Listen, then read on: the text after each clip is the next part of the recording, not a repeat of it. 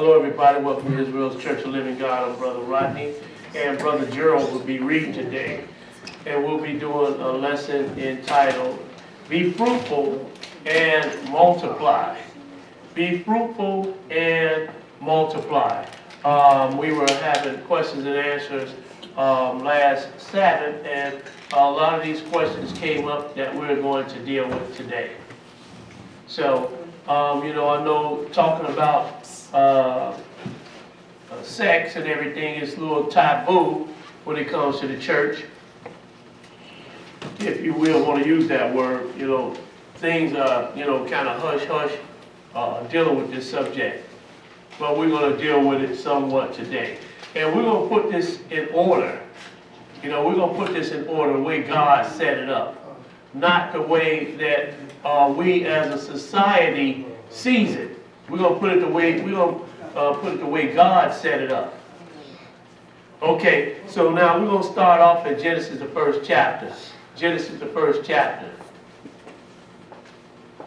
Genesis 1, and we're going to pick it up at verse 20. Genesis 1 and 20.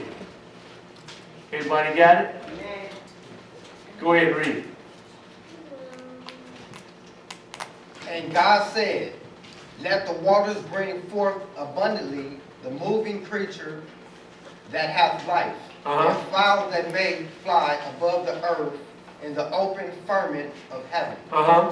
And God created great whales and every living creature that moveth, which the waters brought forth abundantly. Go ahead. After their kind, and their winged fowl after his kind. And God saw that it was good.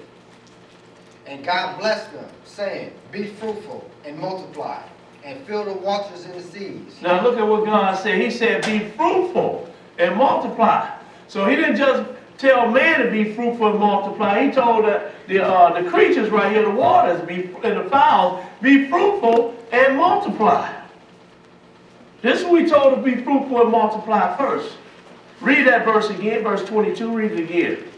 And God blessed them, saying, be fruitful and multiply, and fill the waters in the seas, and let fowl multiply in the earth. And let the fowls multiply in the earth. So he told these creatures of the sea and the fowls of the air to multiply first.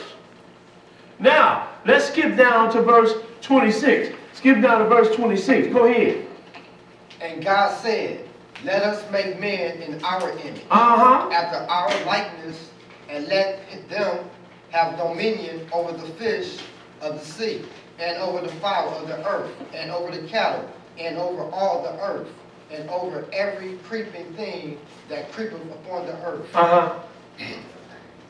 So God created man in his own image. Stop right there. So if he created man in his image, then that means God got a head, just like we got a head, right? He got a mouth and a nose and an arm and a leg, just like we do. We are made in his image. Go ahead and read. In the image of God created him. Male and female created he them. Go ahead. And God blessed them. And God said unto them, be fruitful and multiply, and replenish the earth. Now look at what he told them. He said, be fruitful and multiply and replenish the earth. So it was something here before this man right here. Right. Because he told them replenish the earth. Be fruitful and multiply and replenish the earth. Go ahead. And subdue it. And have dominion over the fish of the sea, and over the fowl of the earth, and over every living thing that moveth upon the earth. Do you know he told Adam this? And Adam done it too. He done it. Let's go now. Let's go to Acts the 17th chapter. This is exactly what Adam did. Let's go to Genesis 17, and we're going to pick up at verse 22. I'm sorry, Acts 17 and 22. Acts 17 and 22. Because that's exactly what Adam did. He told him, be fruitful and multiply and replenish the earth. Acts 17 and 22. When you get it, go ahead and read it.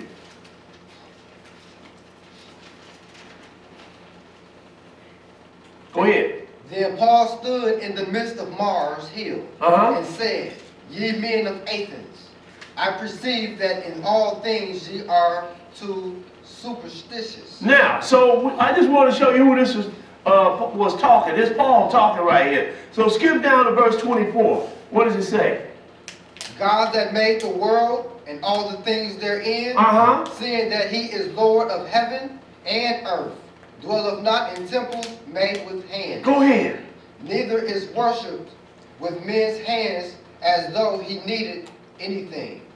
Seeing he giveth to all life and breathe and all things. He giveth to all life and breath and all things. What verse 26 say? And have made of one blood all nations of men. And have made of one blood all nations of men. All nations of men. So when the Lord told Adam, say, be fruitful and multiply and replenish the earth, that's what he did, didn't he? And that's one man right there. That's how we got 7.2 billion people on the planet. Well, the woman too. Can't forget about her. You understand what I'm saying? He said, multiply, be fruitful and multiply and replenish the earth. Read verse 26 again. And have made of one blood all nations of men, for to dwell on all face of the earth. And have determined the times before appointed, and the bounds of their habitation. Now, so that's exactly what Adam did, didn't he? Him and Eve. They were fruitful and multiply and replenish the earth. Now, let's go to Genesis 48th chapter, because the Lord made someone else fruitful and to multiply. Let's go to Genesis, the 48th chapter, Genesis 48. Genesis 48, and we're going to pick it up at verse 1. Genesis 48 and 1. He made somebody else to fruitful and multiply. 48 and 1. Go ahead and read it. And it came to pass after these things that one told Joseph, behold, thy father is sick. And he took all him his two sons, Manasseh and Ephraim. And one told Jacob and said, behold, thy son Joseph cometh to thee. And Israel strengthened himself and sat upon the bed. Now that Israel, that's Jacob. Right. Go ahead and read. And Jacob said unto Joseph, God Almighty appeared unto me at Luz in the land of Canaan. And blessed me. And blessed me. What did he do? Go ahead. And said unto me, behold, I will make thee fruitful. He said, behold, I'm going to make thee fruitful. See, God is able to make you fruitful. He is able to make you fruitful. Go ahead and read. And multiply thee. And I will make of thee a multitude of people. Go ahead. And will give this land to thy seed after thee for an everlasting possession. Now, so you see what he told Jacob? He said, look, I'm going to make you fruitful and multiply you. And I'll make of you a multitude of people. A multitude of people. And it's a lot of us, ain't it? It is a lot. But let's go and see what happened when they were in the land of Egypt. Let's go to Exodus, the first chapter. Exodus 1. Let's see if the Lord done this, what he told Jacob he was going to do. Now, we're not going to get into the land part. We're just looking at the being fruitful and multiplying the people. Exodus 1 and 5. Exodus 1 and 5. Now, this is when the children of Israel, they were down in Egypt. Exodus 1 and 5. Go ahead and read it.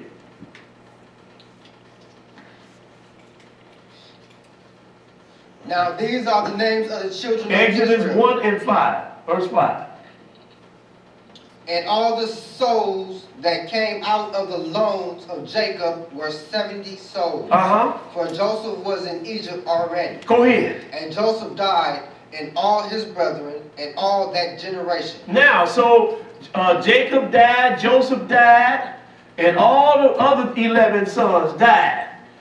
Go ahead and read. And the children of Israel were fruitful, and increased abundantly, and multiplied, and waxed exceedingly mighty. Ain't that what he told Jacob he was going to do for him? He said, I'm going to make you fruitful, Jacob, and I'm going to multiply your seed, and it's going to be a great number of people.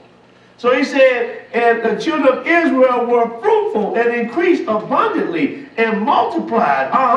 And waxed exceedingly mighty. And the land was filled with them. Now you can see that the land was filled with them.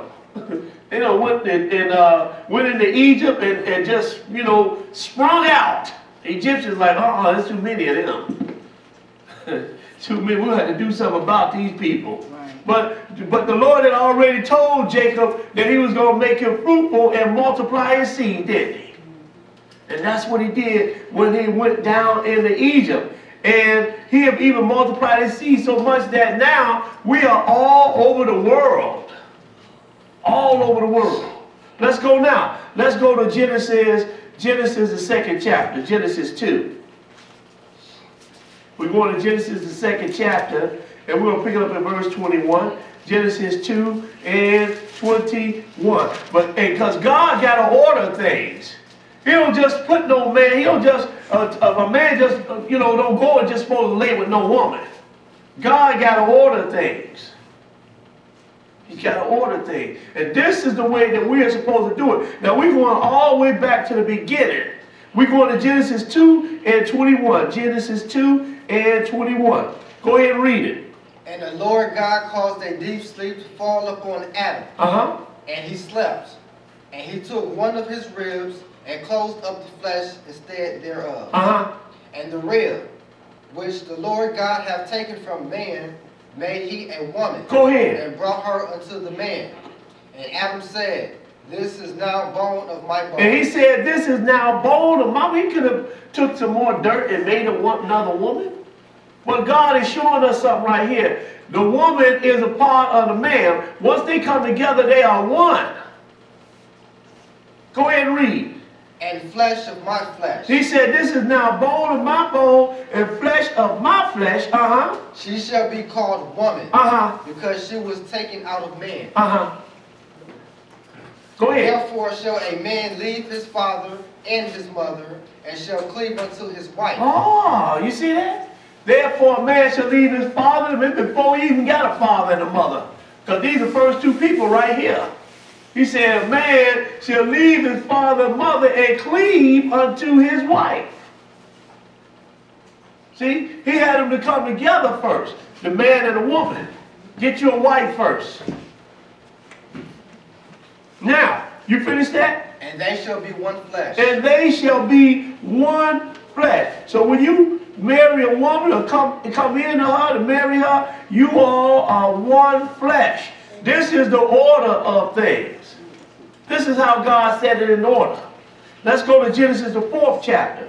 Genesis 4, and we're going to pick it up at verse 1. Genesis 4 and 1. Genesis 4 and 1. See, I'm showing you this way so that everybody can understand now that, when a man and a woman come together, they supposed to be husband and wife.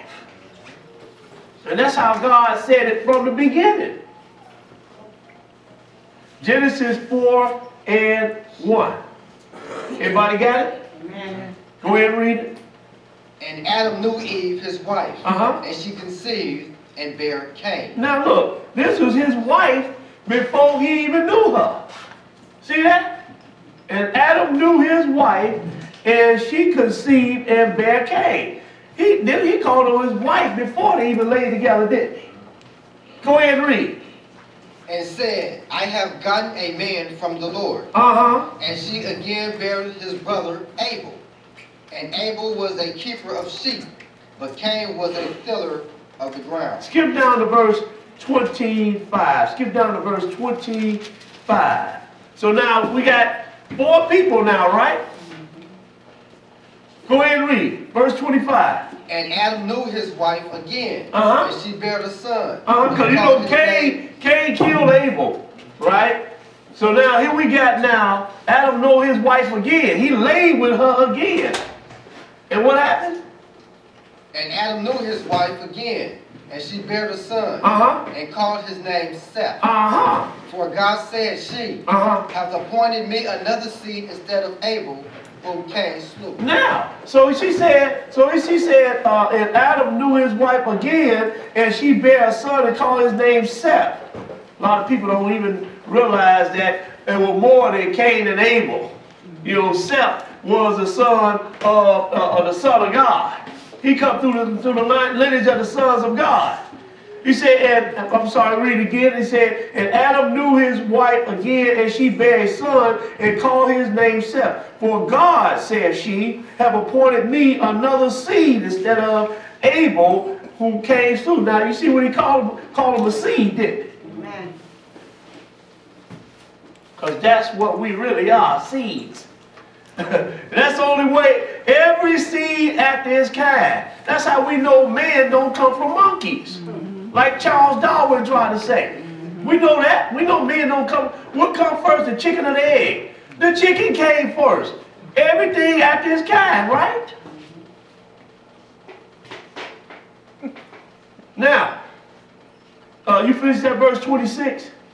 I'll finish verse 25. Go ahead and read verse 26.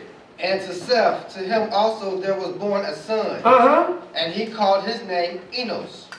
Then he began men to call upon the name of the Lord. Then began men to call upon the name of the Lord. These are the sons of God right here that came out of Seth. Now, let's go to Exodus 22nd chapter. Exodus 22. You know, because that's the thing with people now. We haven't been taught in order. When we were coming up, you was a young man, you get all the women that you can. You was a player. That's how we were brought up. And still today, that's probably how it is. I don't know how the young kids really doing that thing now, but you understand. I know when we coming up, you get all the women you can. You was a player. But if a woman done that or a girl done that, what was she called? She wasn't no player.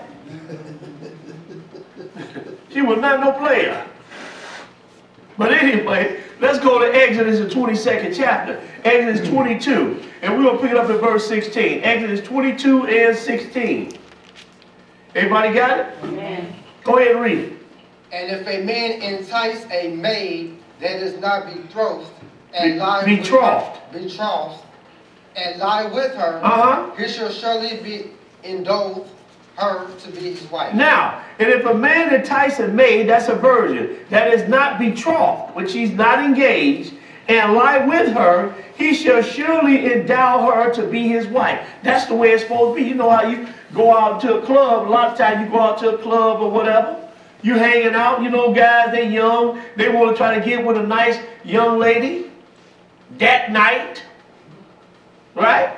Then he go and lay with her. And they both get up and say, well, I had a good time and everything, but bye-bye. That ain't how it's supposed to go. Right. That's not how it's supposed to go. Because what have they just done? They just fornicated, right? And we're going to show you later on, the fornicator, he is not going to get into the kingdom of God. So, if a man lie with a woman, she is supposed to be his wife. This is the point that God is making right here. That she's supposed to be his wife. Because otherwise, if she's not his wife, he don't endow her to be his wife, then they just fornicated, didn't they? Let's go look at it again. Let's go to Deuteronomy 22nd chapter. The Lord got it lined up. See that? Exodus 22, Deuteronomy 22. He got it lined up. Deuteronomy 22, and we're going to pick it up at verse 28.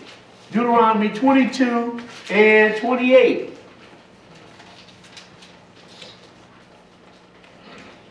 Go ahead and read it.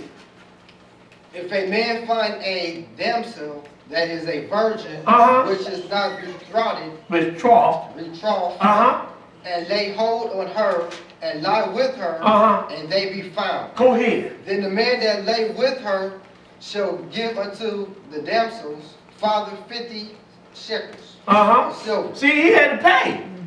If he, because a lot of times, what we call that now rape, right? If he just grab a woman and just, force her or whatever, we call that rape. But doing back in the biblical day, they could grab a woman that they see and lay with her. But then, you got to give up some money now. And then what else happened? Go ahead and read.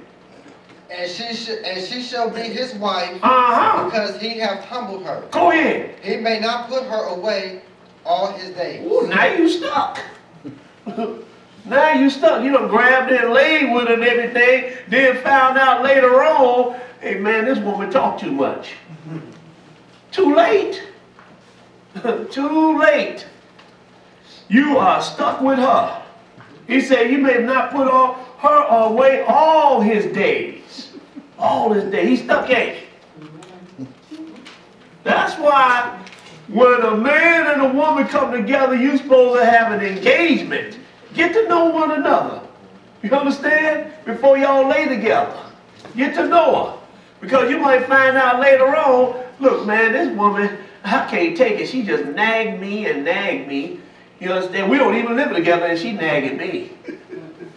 You understand? Then she might find out one time, he come over the house, they watch a movie or something, he fall asleep. This cat snore too much. He is too, I can't get no sleep. He's snoring like this. So how's it going to be if we get married? So now, now you can say, well, you know, all bets are off. I ain't laid with you, I ain't touched you like that. But we just been engaged. All bets are off. That's why you got to get to know a person before you lay down with them. Because you might find out. That's how you got a lot of divorces now. Because he sit down, they have an engagement or come together and get to know each other. Let's go now. Let's go to, we're going to throw this in here. 1 Peter, the 2nd chapter. 1 Peter, the 2nd chapter. Because I know somebody going to say, well, you know, once you lay with a woman, that's your wife. Yeah, in the eyes of God, I'll say, yeah, okay. If y'all make that covenant, y'all say, well, I'm yours and you mine, and we're going to be together. Okay, I'm cool. That's cool. That's good. But look at right here, though. 1 Peter, the 2nd chapter.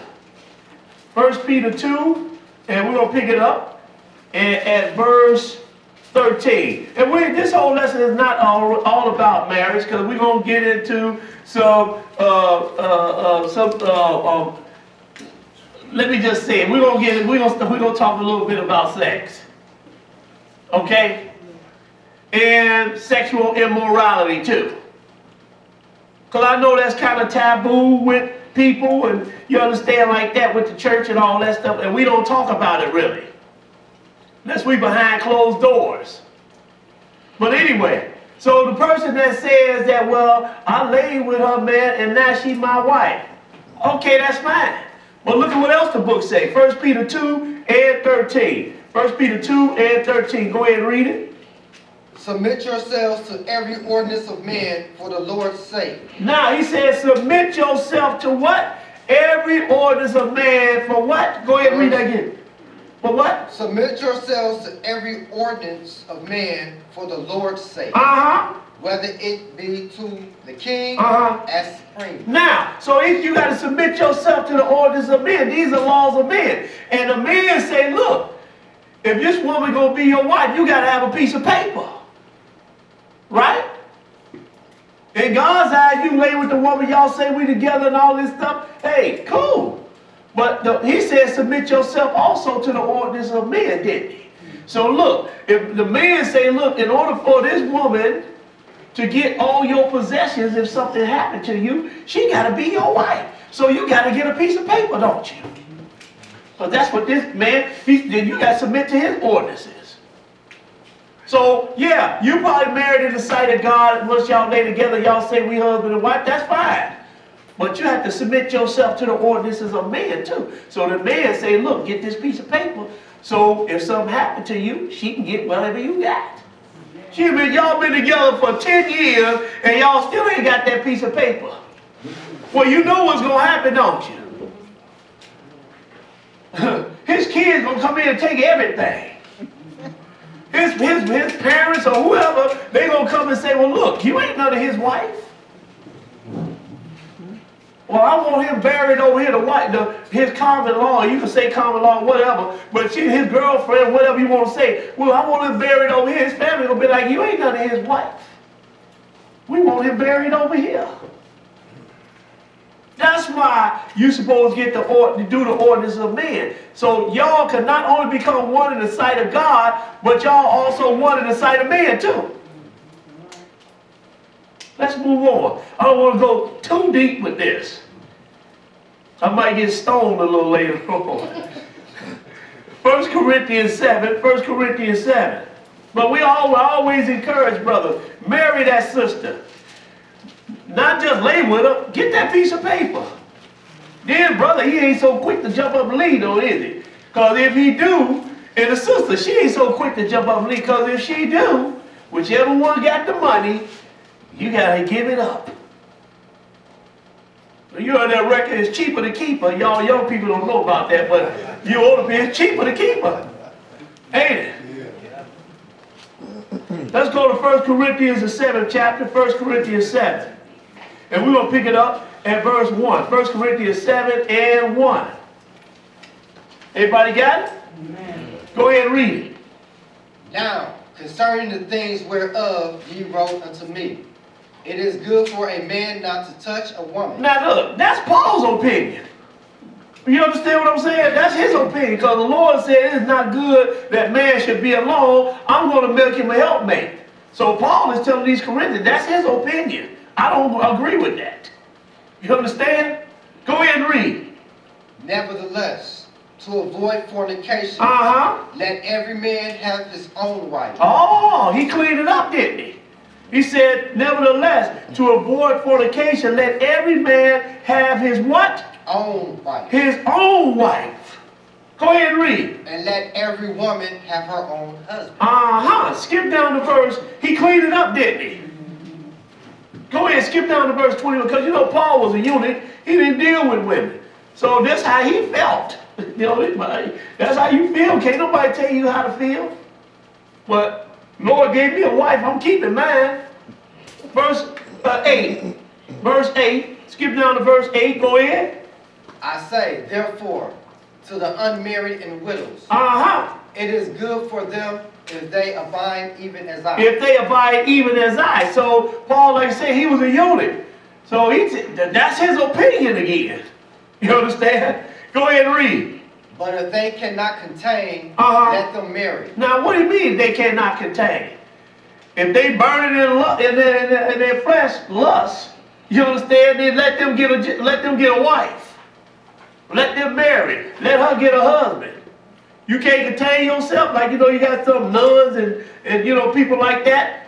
They can contain themselves. But if you can't contain yourself, then you get married. Paul cleaning it up, ain't he? Read that verse 9 again. But if they cannot contain, let them marry. For it is better to marry than to burn. Woo! Everybody understand that? It's better to marry than to burn. Burn where? In a lake of fire. Let's go now. Let's go to do I want to throw this in here or not? Yeah, let's throw this in here too. Hebrews, the 13th chapter. Because, you know, we're going to talk about we're going to talk about sex today. So I want to read this before we really get started in that. Hebrews 13 and 4. Hebrews 13 and 4. Because a lot of people say, you ain't supposed to do this. If this is my wife and everything, you ain't supposed to do this, you ain't supposed to do that. Whatever I do, you ain't going to know about it. Only me, my wife, and God going to know about it. But look at what he's saying right here, though. Hebrews 13 and 4. Go ahead and read that.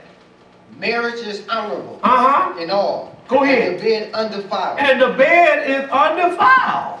Go ahead and read. But whoremongers and adulterers God will judge. Now, so he said the bed is undefiled. You understand? If you married. You understand? Everybody, you know, so, you know, you want to go the extra mile with your wife, then you go the extra mile with your wife. Because the bed is undefiled. If y'all married. Let's go now. Let's go to Malachi. Malachi, the 2nd chapter. Because, you know, a lot of people, you know, a lot of brothers and some sisters think that it's all right to put their hands on their spouse. They think it's all, you know, it's okay to put your hands on your spouse, but God is going to repay you for this. And vice versa for the woman, because some women beat up men too. You just don't hear a lot about it. Some women beat up men too. So I'm saying for both of them. Malachi 2 and 13, Malachi 2 and 13. And I know it's hard sometimes because sometimes sisters talk and they talk and then they get the brothers upset. And next thing you know, he trying to leave. She's steady grabbing on him. Where you going? You know? then it kind of turns ugly. But you're not supposed to put your hand on your spouse. Because you ain't gonna beat yourself up, are you? Y'all supposed to be one flesh, right? So you ain't finna stand up and beat yourself up, are you? You ain't finna do that. So you ain't supposed to put your hand on your woman, on your wife, because she yours, and y'all are one. That's just like you beating yourself up. We at Malachi 2 and 13. Malachi 2 and 13. Go ahead, my voice a little hoarse.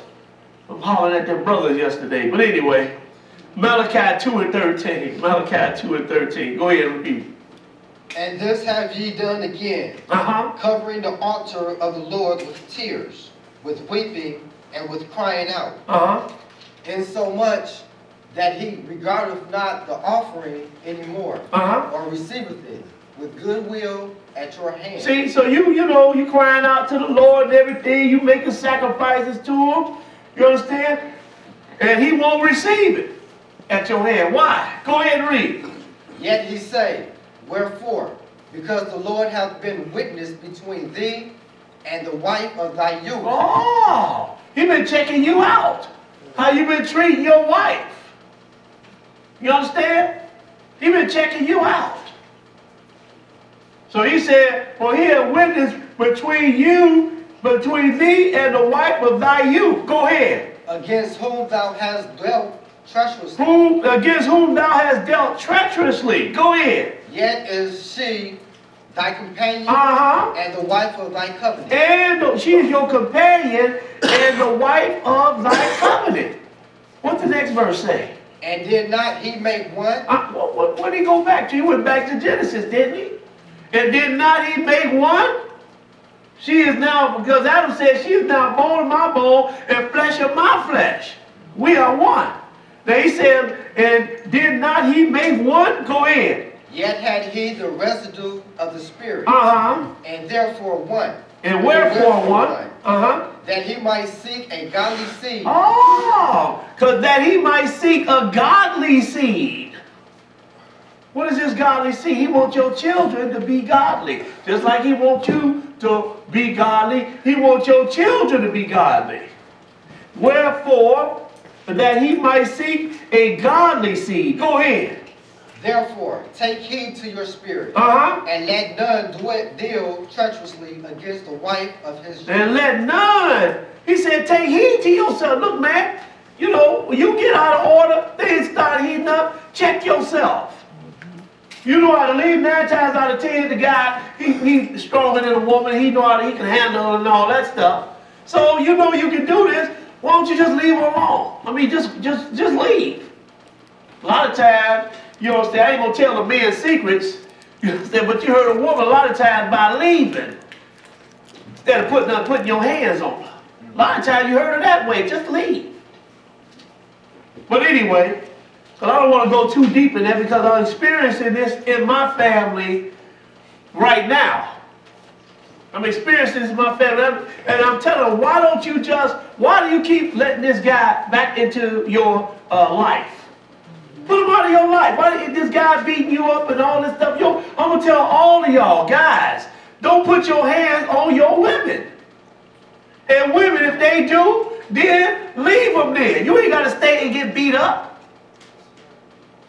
Because I know some people say, well, you ain't supposed to leave your wife. I mean, your wife ain't supposed to leave her husband and all that. Look, somebody going to wind up getting killed if it don't stop. If it don't stop, somebody's going to wind up getting seriously hurt. So if a man beats on a woman, then the woman leave him. Till he get his act together. He'll start missing you so he love you. He going to start missing you so much he going to get his act together, ain't he? That's what the Lord really wants him to do. Get his act together. Let's go now That is a touchy subject for me, so let's move on. Let's go to Psalms 127. Psalms 127. And we're going to pick it up at verse, let's pick it up at verse 3. Now let's get back to the marriage thing concerning children. Because it's going to get a little deep. So everybody, I know everybody going to be flexing their seats a little bit. But nevertheless, we still going to deal with this today. Psalm 127 and 3. Psalm 127 and 3. Go ahead and read it.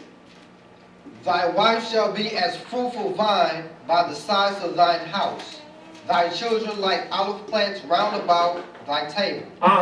Behold, that thus shall the man be blessed that feareth the Lord. The Lord shall bless thee out of Zion. Hold on, where are you at? Right. Psalm 127 and 3. Psalm 127 and 3. Lo, children are the heritage of the Lord. Children, they are an heritage of the Lord. Go ahead. And the fruit of the womb is his reward. And the fruit of the womb is his reward. The fruit of the womb is his reward. Let's go now. Read verse 4. As arrows are in the hand of a mighty man, so are children of the youth. So are children of the youth. Let's go now. Let's go to Matthew, the first chapter. Matthew, the first chapter. Matthew 1, and we're going to pick it up at verse 1. Matthew 1 and 1. So children are a reward. They are a reward. Because, people ask the question, about, contraceptives and, and all that type stuff. Well, only thing I can do is show you what's written in the book. I can't tell a woman, well, she got 10 kids already, she shouldn't do something about that. She don't want no more kids. You understand? Only thing I can do is read what's in the book. Matthew 1 and 1. Matthew 1 and 1. Go ahead and read it. Go ahead and read. The book of the generation of Jesus Christ, the son of David, Go ahead. the son of Abraham. Abraham begot Isaac. Now look, these are some of the sons of God right here. We're looking at some sons of God right here. Because the Lord is seeking them. He wants the man and woman to come together, and he's seeking what? A godly seed. And these are godly seeds right here, or sons of God that we're dealing with right here. Start verse 1 again. The book of the generation of Jesus Christ. The son of David, the son of Abraham. Now these are all godly men right here, aren't they? Sons of God. Go ahead and read. Abraham begot Isaac. And Isaac begot Jacob. And Jacob begot Judas as his brethren. And his brethren. Jacob begot Judas and his brethren. Now you probably wonder, why'd you go here, Brother Rodney? Just hold on 1 second. Read verse 3. And Judas begot Pharez. And Zerah of Tamar, and Pharez begot Ezra. And Ezra begot Aram. Now Judas begot Perez and Zerah. Now we're gonna deal with Judah for a minute here. Actually, right here we're gonna deal with his son. Now let's go to Genesis 38. Genesis 38. Genesis 38, and we're gonna pick it up at verse 1. Genesis 38 and 1.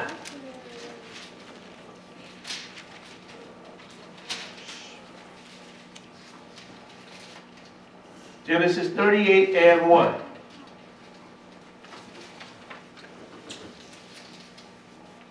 Go ahead and read it. And it came to pass at that time that Judah went down from his brethren. Now that's Jacob's son, who we just read about in Matthew the first chapter, Judah. And this is where the Jews come out of. Because you got people calling themselves Jews, and there's millions of them. But Jews, that's only one tribe. What happened to the other 11 tribes? But anyway, go ahead and read. Go ahead. And turned to a certain Anamite, Adulamite. whose name was Hira. And Judah saw there a daughter of a certain Canaanite, whose name was Shusha.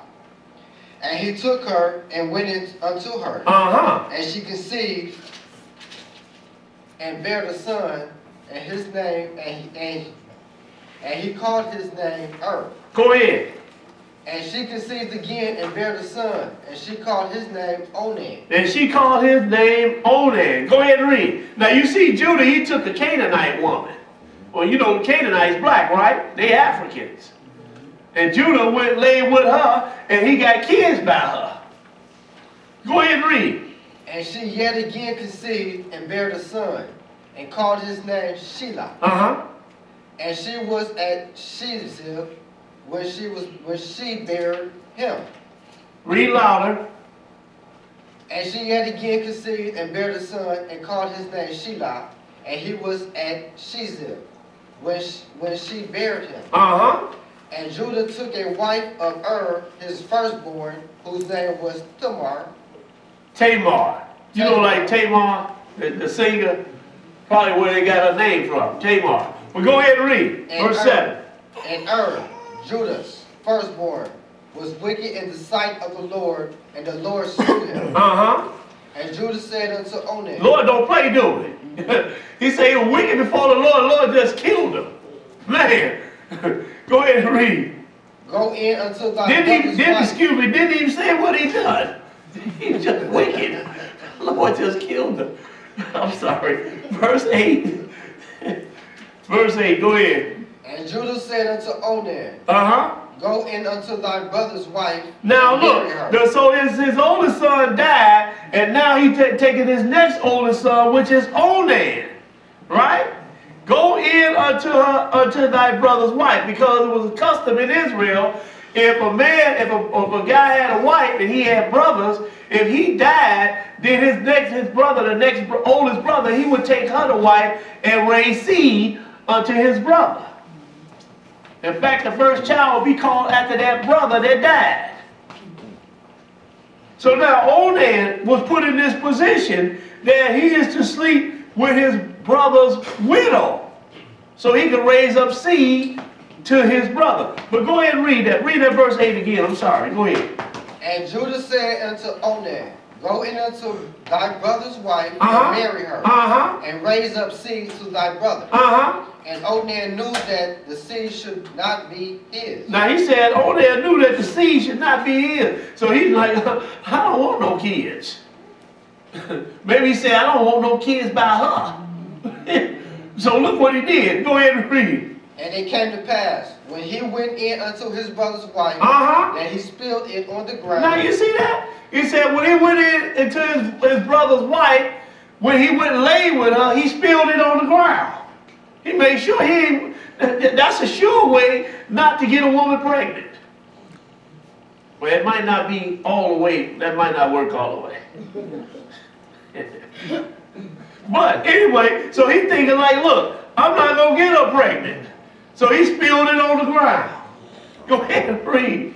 But this was displeasing to the Lord, though. Go ahead and read.